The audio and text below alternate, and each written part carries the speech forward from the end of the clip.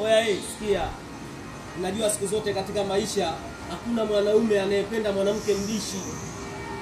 Mwanaume yoyote anapenda mwanamke mwenye sifa zifuatazo: mnyenyekevu, mtiifu, mwenye adabu, mwenye nidhamu, na pia yule mwanamke anayependa kushukuru hata kwa kidogo alichopewa na mume wake.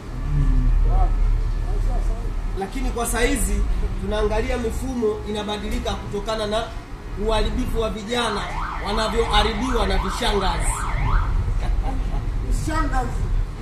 Vishangazi vinawafanya vijana watoke kwenye mfumo. Sasa hivi asilimia kubwa, katika asilimia 100 ya vijana, asilimia 50 ndio wanajua kutongoza. Asilimia 50 sasa hivi wanajua jinsi ya kupatana bei na vishangazi au kupatana bei na wanawake. Wewe mwanamke unayenitazama sasa hivi, na kuambia wewe unayeangalia video hii, hakikisha unamnyenyekea mmeo. Sisi wanaume tunafanya kazi ngumu sana. Nikirudi nyumbani sitaki kelele, niache nipumzike, kwa sababu muda wote nakuwa niko busy sana. Nimefanya kazi ya kugonga vyuma, natakiwa nilale nile nipumzike. I wish wewe ni nani. Thank you.